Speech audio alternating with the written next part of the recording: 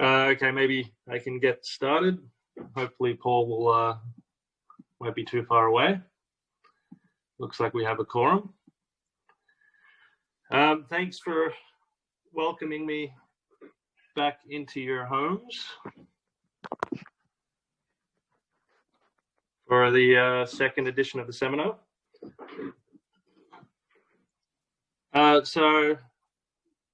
The idea today was to focus on the curve shortening flow after the introduction last week. And what I'm going to present today is the complete classification of ancient solutions to curve shortening flow under the assumption of convexity. And you can see them all here, but we'll talk about that later, I guess. Okay, so probably good to just remind everybody what the curve shortening flow is. So of course it's an evolution equation for planar curves. Well, here we assume that we're looking at planar curves.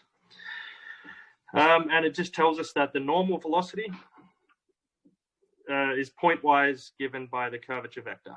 So the normal velocity at each point is just the curvature vector of the curve. And that tells our one parameter family of curves how to meet. How to evolve. And just some terminology. So solutions are called ancient, as we saw last week, if they're defined on infinite backwards time intervals.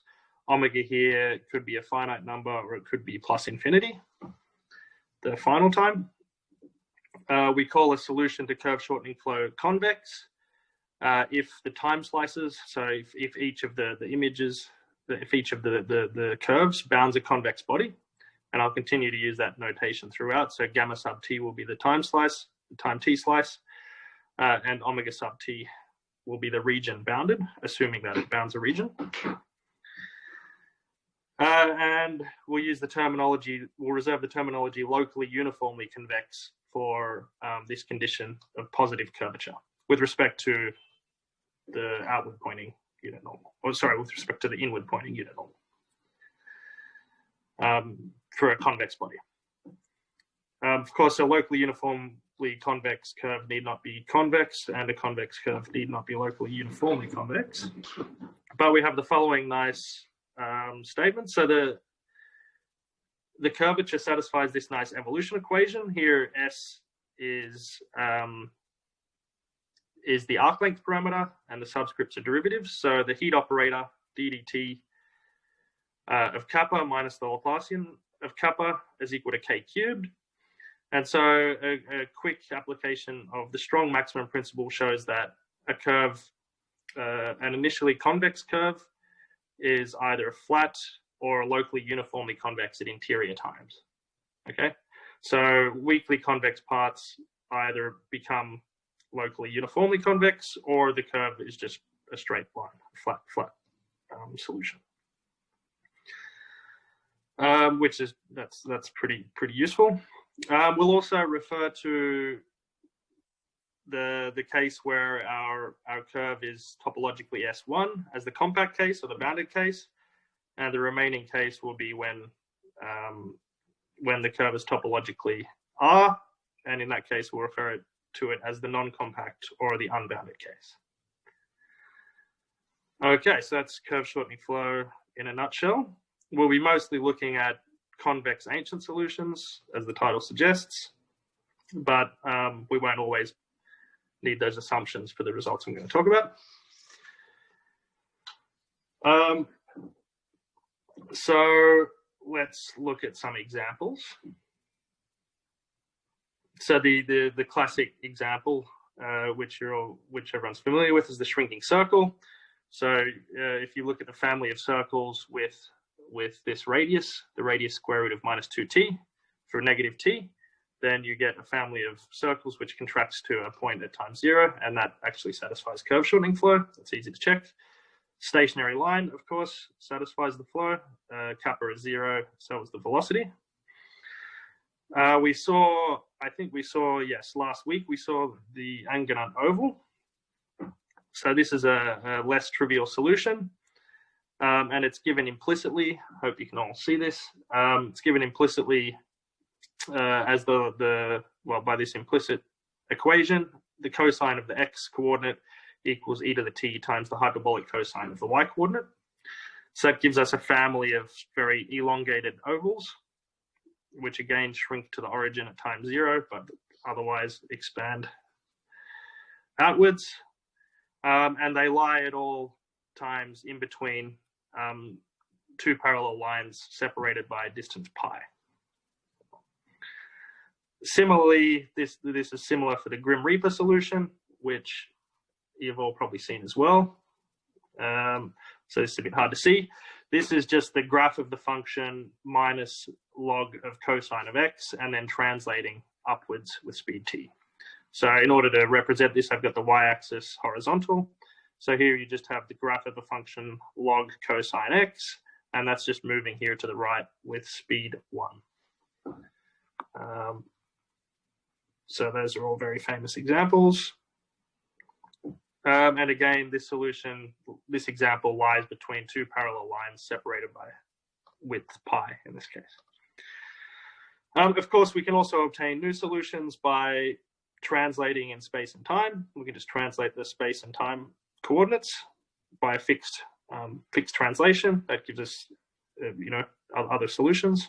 Gives us a 3-parameter family.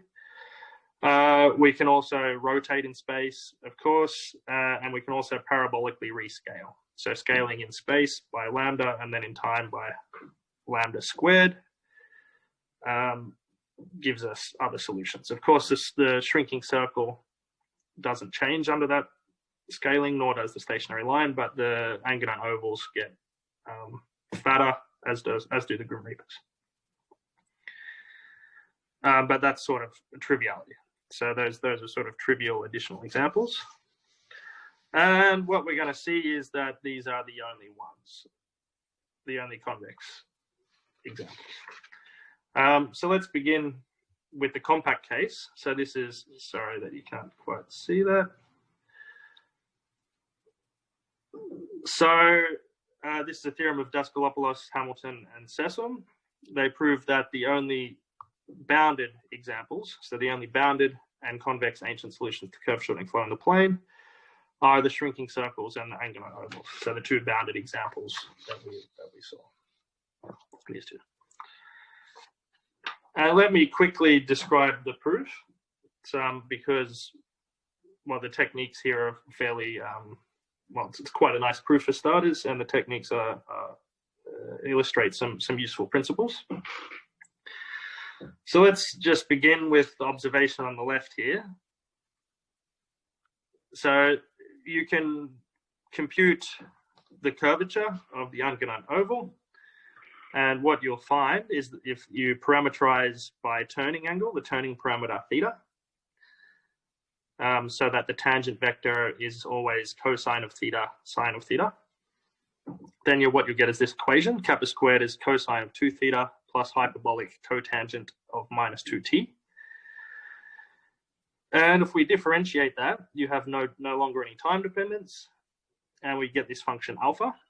And it's pretty easy to see that this alpha just satisfies the following ODE, one of the first second order ODEs you've ever seen. So yes, the Angular oval satisfies this equation. But you can also go the other way. So it turns out that if you have, so alpha, remember, is the turning angle derivative of kappa squared. Well, if you have a solution, so if your curve satisfies this equation, well, you can just compute that the time derivative t is always equal to kappa squared times this term. But we're assuming our curve satisfies this being 0. So the time derivative is always 0. So that implies that you have a kind of separation of variables in your kappa.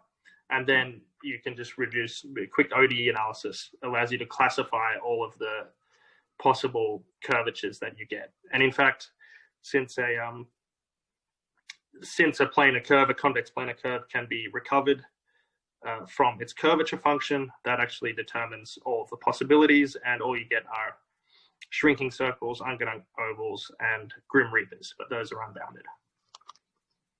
Okay, so that gives us something to try, is to try and show that any ancient solution satisfies this equation, where alpha is given here, the theta derivative of kappa squared. This is a very good idea because it works. And the idea is to look at corresponding integral quantity. So we look at the integral of alpha d theta squared minus alpha squared. Why do we look at that? Well, if you integrate by parts, you get alpha times, there should be a 4 there. You get alpha times alpha theta theta plus 4 alpha squared. So integrating that by parts, this vanishes if and only if alpha theta theta plus alpha is 0. And it turns out, sort of miraculously, I guess, that, well, it's a fairly easy computation, but it turns out that this is monotone under the flow. So if you do the time derivative and apply the equation that we had before, well, it's actually fairly easy to see. If we recall that alpha, the alpha dt was kappa squared alpha theta plus alpha, 4 alpha. Okay, then we get this monotonicity property. Right, so we get this monotonicity property. So we have this nice functional, referred to as a Lyapunov functional. And so now the idea is clear. So we want to look at the forward asymptotic behavior of this functional and the backward asymptotic behavior of this functional, show that they're in conflict unless the functional is identically 0. And basically, well, to get the backwards characterization, that's an application of the Harnack inequality and just a bit of calculation and applying the Harnack inequality, which we recall said that for an ancient solution, d kappa dt is going to be strictly positive in this case. So that's the differential Harnack inequality. So that gives us that the backwards limit is non-positive. But then the Gage-Hamilton theorem, which says that, well, in the analysis of Gage and Hamilton, which shows that a convex curve, a bounded convex curve, will always shrink to a point and become asymptotically round under the curve shortening flow. So this one is a bit harder. You have to do a bit more analysis, but basically using that detailed asymptotic analysis as t goes to 0, known by Gage and Hamilton, you get that the forwards limit is non-negative. Then the monotonicity tells you that it's 0 all the way through. So that's very nice. And I forgot to mention it this time, but please do feel free to just interrupt me for questions, or even in the chat. I'll be able to keep an eye on the chat today. So just feel completely free to ask, to shout out questions or use the chat. Okay, so that's the basic structure of the proof. There are some technical details there, but it's not too bad.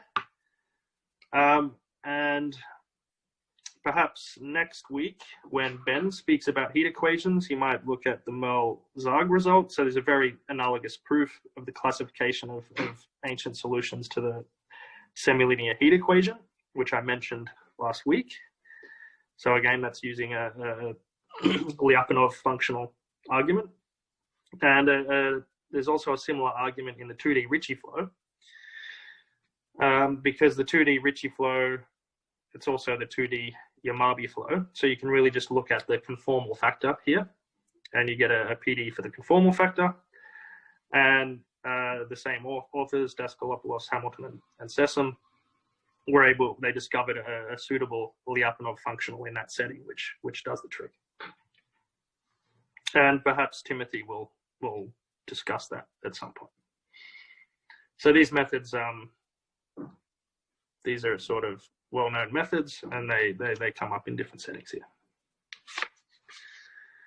Okay, well, what about the non-compact case? Well, again, I just did this calculation today. I hope it's correct. So I think in the non-compact case, all you're going to get is the only additional examples you'll get from this identity will be the Grim Reapers and of course the flat lines, but we're just looking at strictly convex examples. Well, turning angle won't be defined for the flat example, but so we're just looking at locally uniformly convex examples. The only additional ones you get is the Grim Reaper, which is good. It's what you would want. But then you would have to modify this argument. You have to be a little bit more careful since you're integrating over theta. Well, your domain of definition of theta is a bit more complicated. And also you don't have this Gauge and Hamilton result. You would have to analyze the forward asymptotics. I think perhaps an argument, it might be possible to do that argument, but you have to do a lot more analysis here. Okay. And okay, so Paul's just mentioned that Tim's speaking next week. Okay. Good. I forgot that you guys have the chat too. I don't need to read it out to you. Okay, so recently with Theodora Borni and Giuseppe Tinaglia, we basically discovered methods which very different methods which applied, and we thought, well, maybe we can use this to get a different proof of the Hamilton Daskalopoulos Hamilton Sessom result. But as a nice spin-off, we discovered that we could actually get the non-compact case as well. So for most of the rest of the talk, well, maybe the next 20 minutes, I'll talk about that proof. And maybe I should just give you the result. So it says that the only examples, once you drop the boundedness hypotheses, the only additional examples will be the ones we've seen, the stationary lines and the Grim Reaper solutions. And as I said, the proof uses, it's of a very different flavor, and it also illustrates some I think it illustrates some nice techniques which turn out to be pretty useful in other settings. Okay. I'll also sort of briefly mention at the end what some of those settings might be. Okay, so there's a lot on that, so maybe I'll make it a bit easier to read. So let's talk about the techniques. So the first tool that we want to use here, a very important one, is the monotonicity formula for Gaussian area. So recall that the Gaussian area is just the integral, it's just the area, but with this Gaussian density, which is defined here. So it's just the standard Gaussian density, but with the one-dimensional power here. Okay, so it would be n over 2 in higher dimensions. And we integrate this along the image curve. And then the theorem by Huisken is that this is indeed monotone under the flow. And in fact, you get a nice formula for this. So you see that in fact, it's only fails to be strictly monotone if this term is identically 0 on some time slice. But this term being identically 0, so this is, if you can't see that very well, this is just the curvature vector plus the normal part of the position divided by minus 2t. So you get strict inequality unless this is identically 0 on some time slice, but this is just exactly the infinitesimal version of the Schrinker equation. Okay, so this is exactly the infinitesimal version of this. So you have to be strictly monotone unless you're a self-shrinking solution. Okay. But that tells us a lot, because it turns out that shrinkers in the convex setting are easily classified. So the only convex shrinking examples are the shrinking circle, and you can also think of the stationary line as a shrinking solution. One technicality, well, actually, no, ignore this next line. So the only shrinkers are shrinking circles and stationary lines. You could also have things of higher multiplicity, but you get these objects of higher multiplicity. I guess you could think of the stationary line of multiplicity 2 as being a convex example.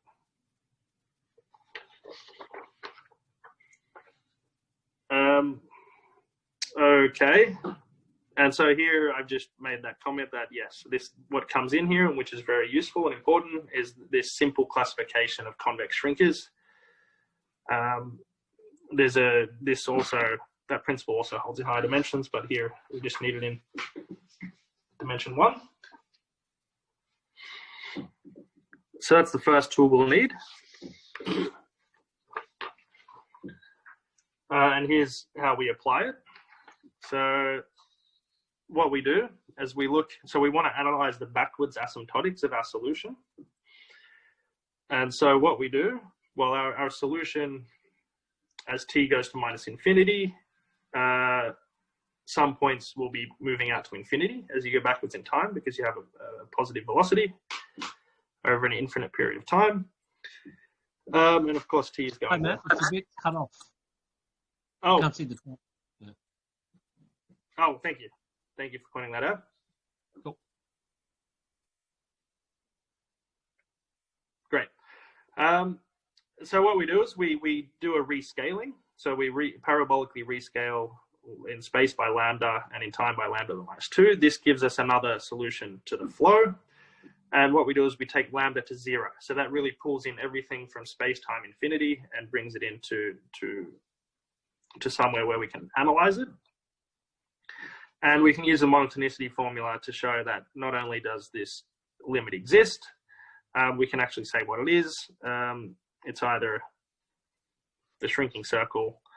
It could also be a stationary line of multiplicity 1 or a stationary line of multiplicity 2. So those are the only possibilities for a convex ancient solution to curve shortening flow. And I won't, so there are some technical details about obtaining limits, but just note that by the Harnack inequality, the curvature is monotone and hence bounded backwards in time. So that makes life easier with taking limits. At least subsequential limits, then you have to work a little bit harder to get uniqueness. But once you've done that, what you do is you just look at the this is the term on the right-hand side of the monotonicity formula. You just look at that over some interval of time on the rescaled guys. Okay, but because of the scaling properties, well, by the monotonicity formula, you just integrate in time the monotonicity formula between A and B, and you get the Gaussian area of the rescaled guy between those two times. But by the scaling properties of the Gaussian area functional, that just becomes the Gaussian area of the original solution between these times. And well, I say that this goes to 0. Well, the reason this goes to 0 is because Gaussian area is uniformly bounded on the class of convex hypersurfaces. So you have something that's bounded and monotone.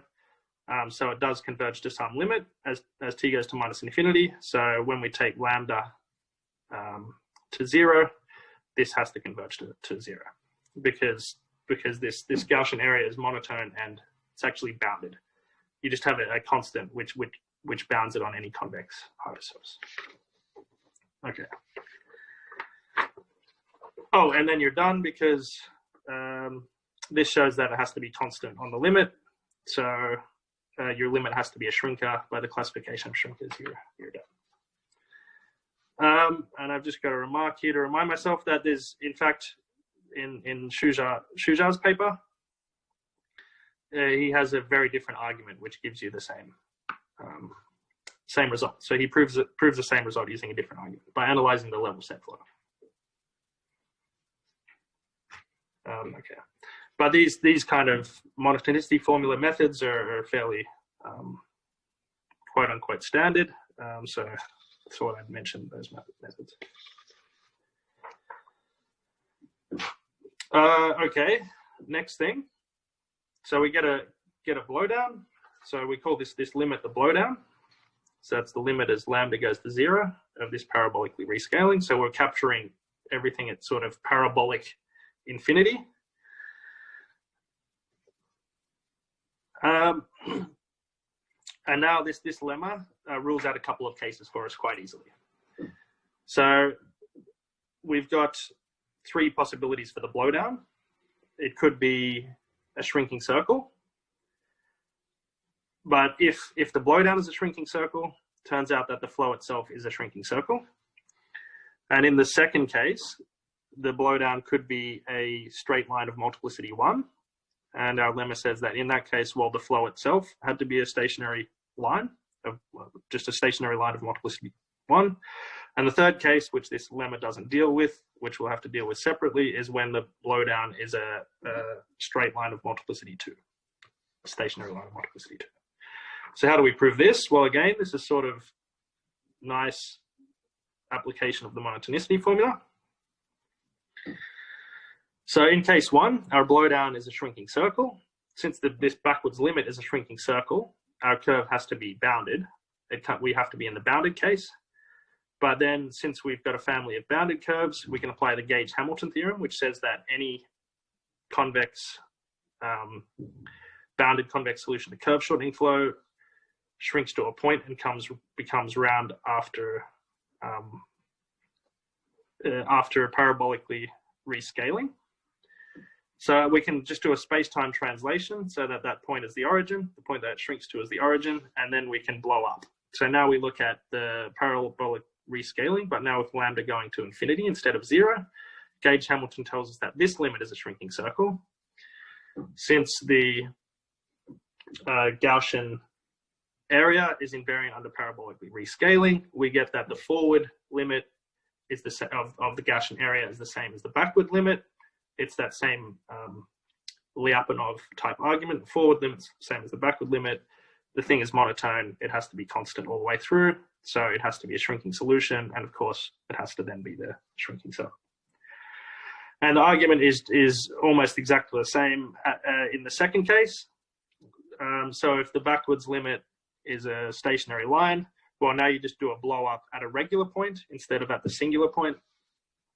And the blow up of a solution to mean curvature flow at a regular point is always just a stationary. It's always just the tangent plane. So again, you get that the sort of forward limit is the same as the backwards limit. Monotonicity says that it's constant. And then constancy of the Gaussian area implies that it has to be a self-shrinking solution. And of course, it has to then be the same as its backwards and forwards. Okay, so that's that's those kind of Lyapunov type arguments that rules out these two blowdowns immediately. So now we're left with the hard case where the blowdown is a stationary line of multiplicity 2. And of course, we know that this can occur because that's exactly what you will get with the Angadon oval, and it's exactly what you will get with the Grim Reapers. If you do a parabolic rescaling, since they are bounded between two lines, two stationary lines, this direction just gets scaled down to 0, and everything gets squashed in between.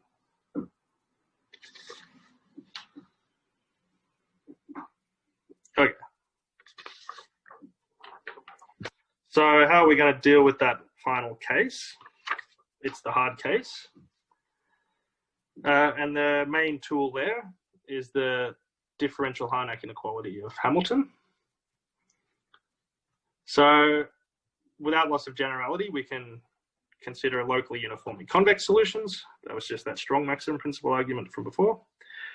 If we have a locally uniformly convex solution to the flow, then our turning angle is well defined. So we can just parameterize so that by theta, so that the tangent vector is always cosine theta, sine theta. And then Hamilton says that, well, if alpha is our initial time, then the square root of elapsed time times the curvature is monotone, is pointwise monotone, non-decreasing in time. And easy exercise, if alpha is minus infinity, so if we can take the initial time to minus infinity, we actually get that the curvature itself is pointwise non-decreasing in time, as long as we're parameterized by turning angle. Moreover, these inequality, well, in the second case, let's say this inequality is strict. So this is proved by a maximum principal argument. So we get that it's actually strict unless the curvature is constant in time. But the curvature being constant in time is an infinitesimal version of being a translator. So a translating solution to the equation is just a steady state, a soliton wave solution.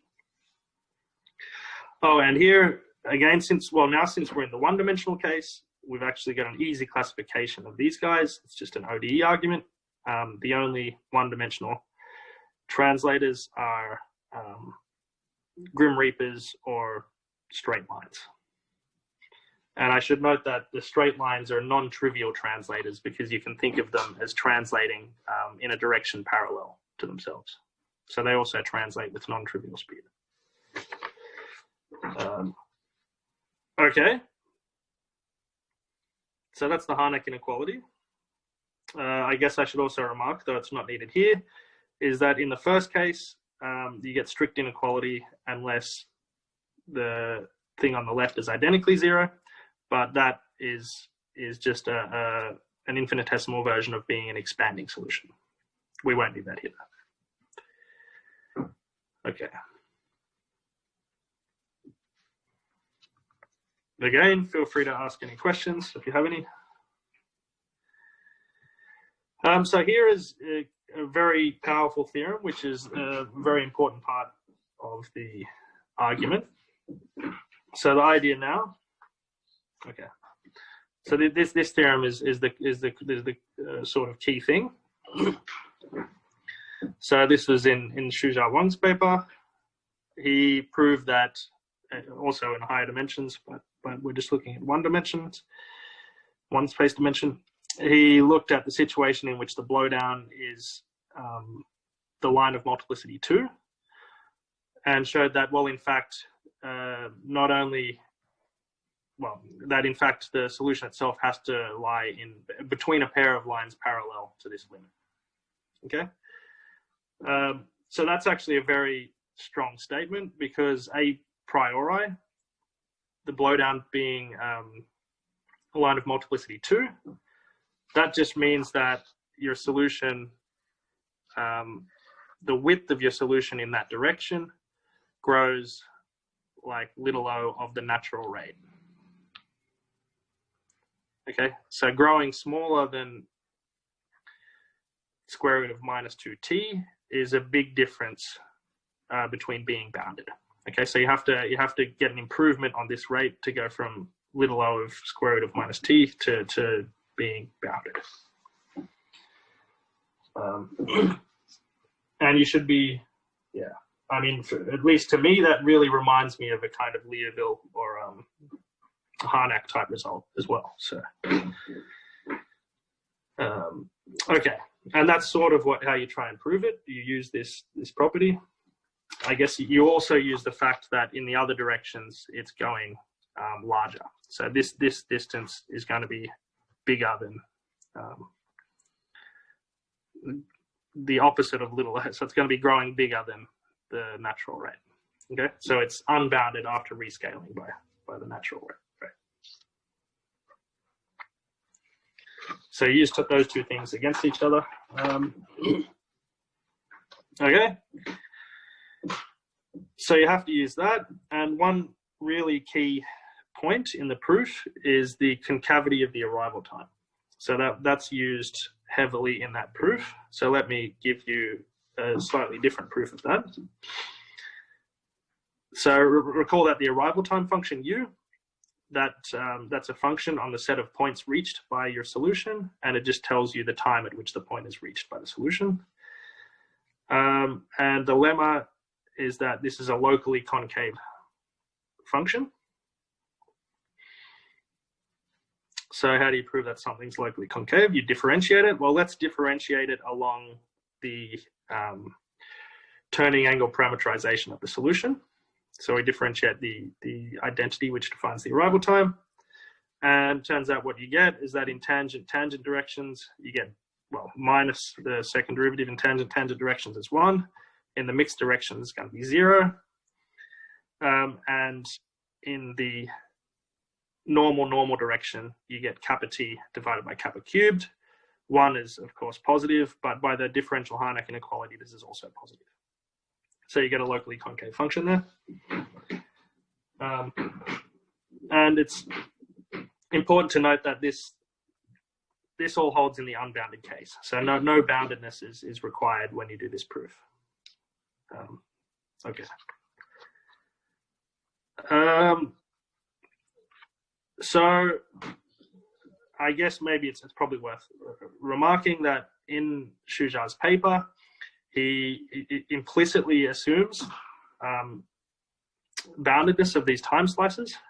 And indeed, his proof of this lemma actually requires boundedness, but it turns out that that's not required. So this lemma, this local concavity holds in the unbounded case, and also you don't really need boundedness anywhere else. So I mentioned that because Ben sort of brought that up last week. No, this result does not require boundedness of the time slices. Okay.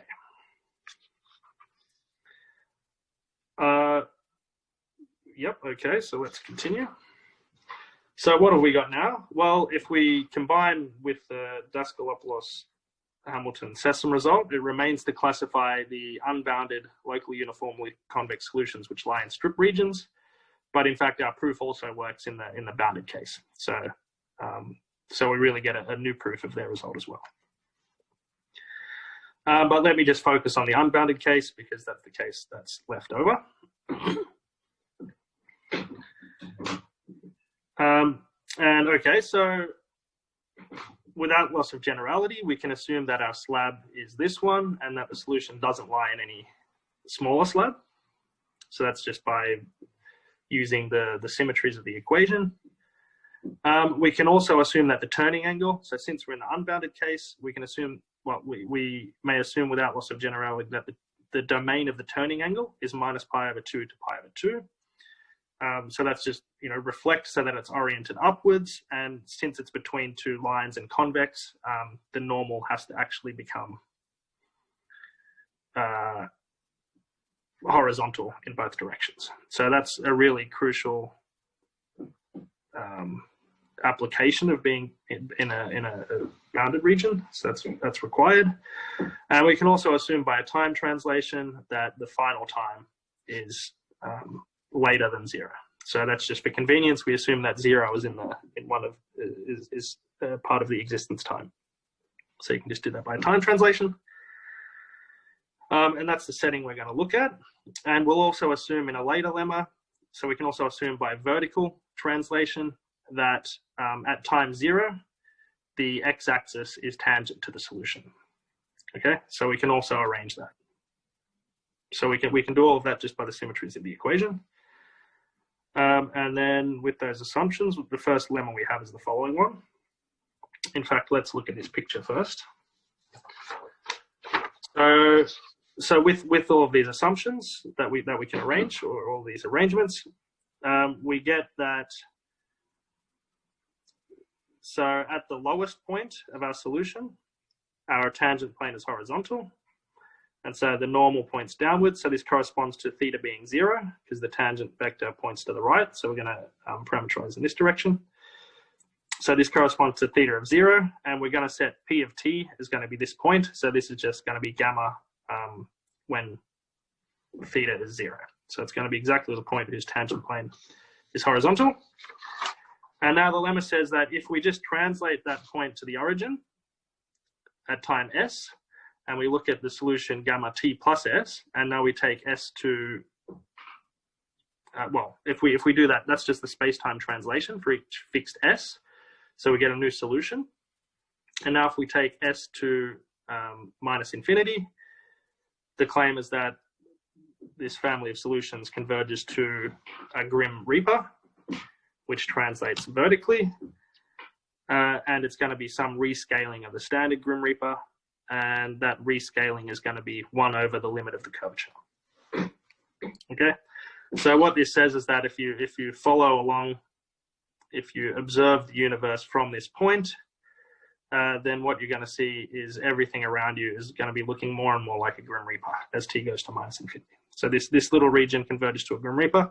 We don't yet know what the scale of that Grim Reaper is. It could be very small. All we know is that R has to be less than 1 because it has to lie in this strip region. Okay. So this proof is very useful but fairly simple to prove once you have all the machinery, I guess.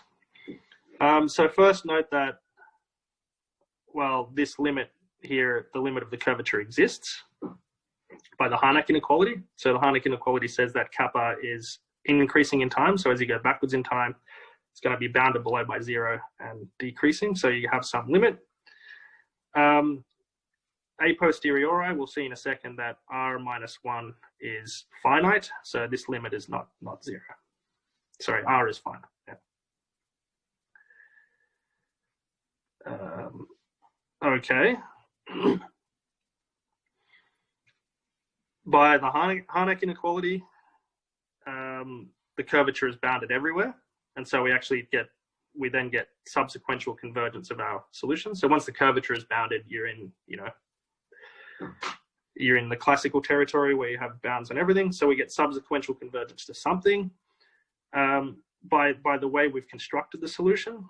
So you can just check very easily that when theta equals 0, on the limit, the curvature has to be constant in time at this tip. So on the limit, the curvature is constant in time at that point. But then by the rigidity case of the Harnack inequality, it has to evolve by translation.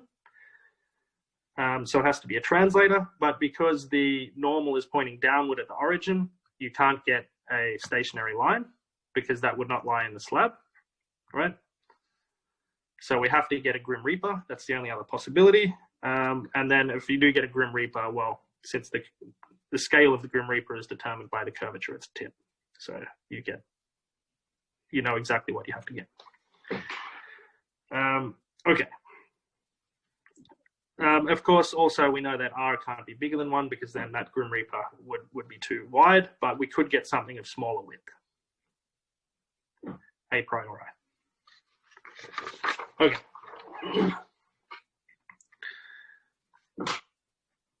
So we call these the asymptotic translators.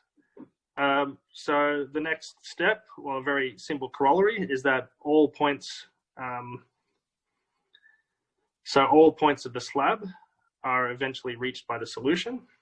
So the union of all of the enclosed regions, convex bodies, is the entire strip. So that's an easy exercise. Well, and the way to see it is that, well, we now know that this limit of the curvature at the tip is bounded from below away from 0. So it's non-zero. It's bounded from below. So this point actually has to travel infinitely far as you go backwards in time. And then you do a convexity argument to show that every point is reached. Okay, so that's just a simple argument, but we need that for the following lemma. So the next step is to show that the scale of the asymptotic Grim Reaper is equal to 1. Okay, and the idea is to do an elementary area estimate. And that works as follows. So we look at the area enclosed by the solution and the negative and everything below the x-axis. Standard variation formula for enclosed area gives you that the rate of change is the integral over the boundary of the speed of the boundary. Okay, but then this integral is of course just the difference in the turning angle at the endpoints, which has to be strictly less than pi, because we're in a non-compact case. That has to be the tangent vectors have to be strictly short of being parallel.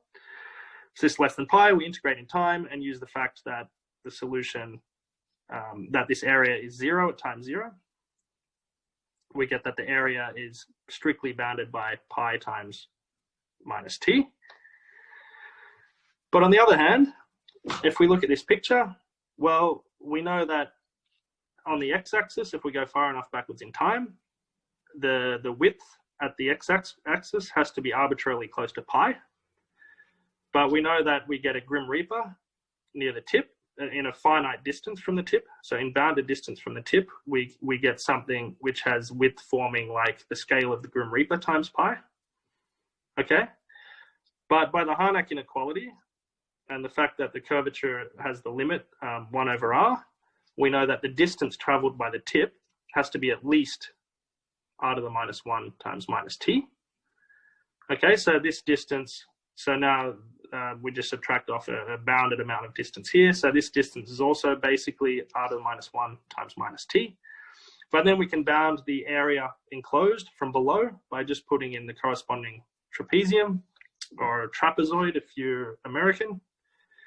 And what you get is the following formula. So the area enclosed has to be bigger than the area of that trapezium. But by the arguments I've just given, that's basically pi over 2 times 1 plus r times r to the minus 1t. And these two estimates are in conflict unless r is greater than or equal to 1. And so that gives us that proves the result. And so now we're cooking with gas. We're really almost done now because we have an exact description of the asymptotics at t equals minus infinity. And the argument is closed up by doing Alexandrov reflection. So I may not have, I've only got a few minutes left. So let me just remind you what that means in the parabolic setting. So this is just a parabolic version of the classic Alexandrov reflection. This is, I think, first used by Chow and Gulliver. They said that if we have a bounded, so we have a solution to curve shortening flow, say, and if it's bounded, and if some time slice reflects about some line, then the later time slices also reflect about that line. What do we mean when we say reflect is reflectable about a line? Well, it just means that here, everything on the left of the line, when you reflect it, it avoids everything on the right. Okay, you can state that a bit more clearly, but that's basically what happens. And the parabolic strong maximum principle and Hopf boundary lemma say that that property will be preserved. So if you can reflect about a line at some time, then it continues to be reflectable at all later times. Okay. Here, this requires boundedness. Otherwise, you have to deal with, say, boundary terms or infinite boundary. But basically, you can just keep in mind that, well, basically, the argument still works if it always reflects about that line at infinity. So if you can deal with the infinite boundary, you're okay. And then we sort of very quickly get the following lemma that our solution has to be reflection symmetric about x equals. That should be, yeah, x equals 0. Okay, so you can just think of this as saying that if you're, so in the non-compact case, so if your solution is reflection symmetric at t equals minus infinity and the boundary doesn't hurt you, then it's reflection symmetric at all later times, interior times. Okay, and then we just do two more applications of Alexandrov to get the result. So the first one is to show that so once we know that we're reflection symmetric, we can follow the tip. So the tip is at theta equals 0. Well, it always was, but we can follow the tip, and we call L the distance from the origin to the tip. And we claim that the limit of this distance is the same. Off a little again, right? Just can't quite see the top. Oh, sorry. Thanks. Oh, perfect. Thank you. Thank you. So the claim is that this length grows exactly like that of the Grim Reaper. So the Grim Reaper just translates with unit speed. And the proof is fairly easy once you've got the tools in place. So the Harnack inequality says that this is monotone. So this limit exists. Okay, it could be infinite, but we don't care. Or it could be negative infinity in this case, but it certainly exists. Well, it could be plus infinity, but we're going to assume first that it's less than 0. The positive cases is proved similarly. Then we take some vertical line when x equals alpha. And for all t sufficiently small, we know that, well, first, since we're very close to a Grim Reaper down here, then the parts are very close to the boundary up here. So we can always start reflecting. about some line x equals alpha.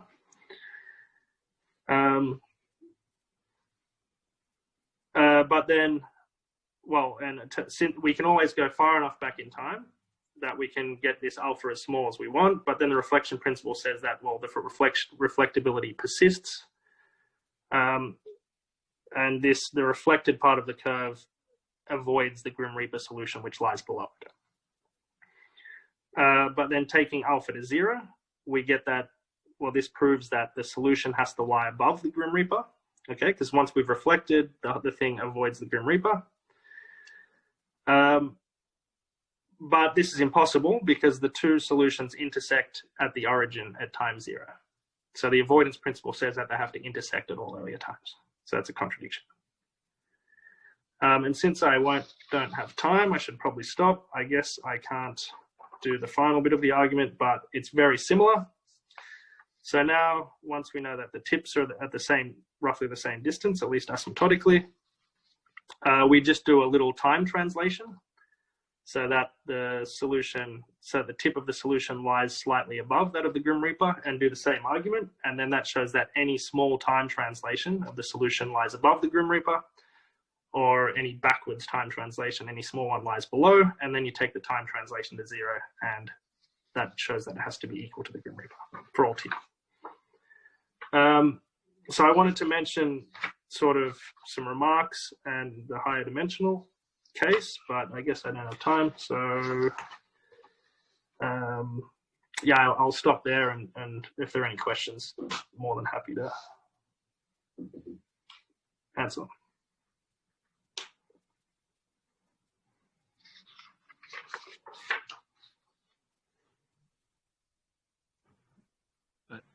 Thanks very much, Matt. I'll let, if anybody wants to dive in with a question, go for it.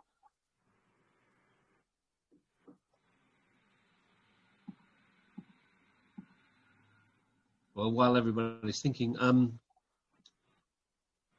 why is the double line the only other possibility again? So we have circles, lines, and double lines. I mean, why not something else, with a double point or whatever, Well, it's essentially due to convexity. I'm just going to change my microphone over, I think. Okay.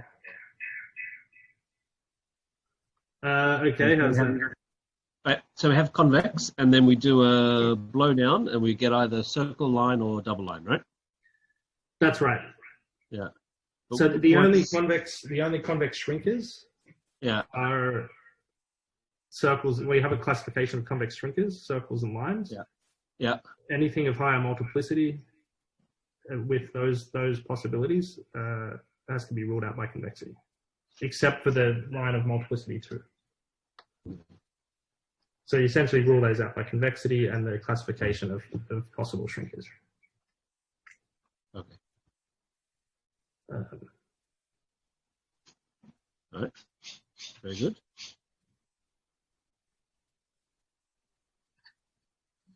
Did anybody else want to ask any questions or comments?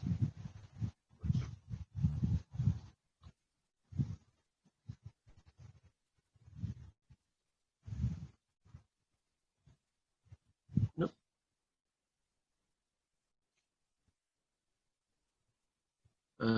Yeah, we'll have to absorb it a bit first, huh? No worries. I wanted to quickly mention that using the Alexandrov was motivated by an idea of Paul and Janelle Louis, so I just wanted to mention that. But yeah, apart from that, we can continue another time. Yeah, very nice to see that. Sorry, just getting distracted there. Yeah, it's nice to see that you can deal with the non-compact case there, because the compact case is sort of, yeah, you have this nice kind of, if you think about it the right way, it's this nice kind of energy, and you have essentially this alpha is, is evolving, but a gradient flows with this I effectively in the end, and then that's quite nice. But I couldn't see what to do. I tried to extend that to some other areas, and I couldn't see. I tried for other types of things, and they didn't work out. But so that's good. You came up with a different way of doing it. Yeah, I do think that it might be possible to make that argument work, but you would have to use Shujar's result to once you know that it's in a slab, you'd be able to should be able to classify the forward asymptotics. So I think you should be able to show that it always exists for all time in the future and converges to a Grim Reaper, and then you can do a Lyapunov argument again. Yeah. So that kind of argument should work as well, but the key here is really you need Shujar's data. Nice project for someone who's interested. Hi, Matt and Paul. Can I ask a question, please? Yes, of course. In the case of compact situation, can we use the techniques of non-collapsing to, for example, assuming we have like distance function in this case, to characterize the compact case? If you make an assumption of non-collapsing, you can definitely use it. That rules out the slab examples. Mm-hmm. So you would have to make it as an assumption, right? But, clearly, you have examples which are collapsing. But if you made that assumption, which people like to do because I guess it's natural, as something that's inherited by blow-up limits, for example. Mm-hmm. And you certainly don't have to deal with those difficult cases then. But then it can be very helpful for getting limits and things like that as well. Mm-hmm. Do you mean in the case of blowing up of the curvature, we have to dealing with this situation? Yeah, when you have, well, I don't like to say that either, but if you have in special situations, so if you have mean convex embedded compact solution, then the blow up limits are non-collapsing. Oh. And so you get ancient solutions which are non-collapsing in that sense. But more generally, you shouldn't expect to get non-collapsing blow-up limits either. Okay, thank you. Yeah, you're welcome.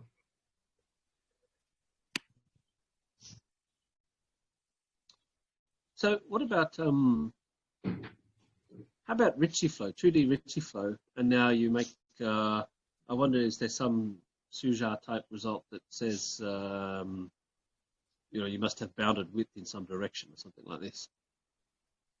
I'm not an expert there, but yeah, it's a good question because you have a similar picture. So in 2D Ritchie flow, you have the analog of the Grim Reaper, which is this King-Rosenau solution. So you sort of give everything a small S1, a flat S1 direction. Yeah, so there you have the sphere, which has unbounded in all, the diameter is sort of unbounded in every direction. Yeah. And the King-Rosenau is like the Grim Reaper. It has a bound in one and infinite in the other. And exactly. So I don't know of any analog apart from collapsing, but collapsing is I guess a bit different. But yeah, but that's the way they're organized into the collapsing and non-collapsing ones, and people are generally more interested in the non-collapsing ones because they arise as blow-up limits in these special cases. But yeah. All right, very good. And I should mention maybe while we're on that point, in higher dimensions, there are now some good classifications results known, assuming non-collapsing, but fairly little by way of complete classification if you don't have the non-collapsing assumption.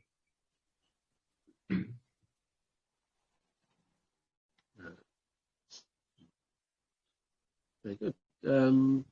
Okay, well, I guess if nobody else wants to say anything, I guess we're done for now, and we'll see you next week to, I guess, Tim's there. You're right to speak next week, is that right? On 3D Ritchie flow? Yeah, that's right. That's all good. Excellent. Okay, great. Thanks, Tim. Thanks, Matt. We'll see everybody next week. Thanks, everyone.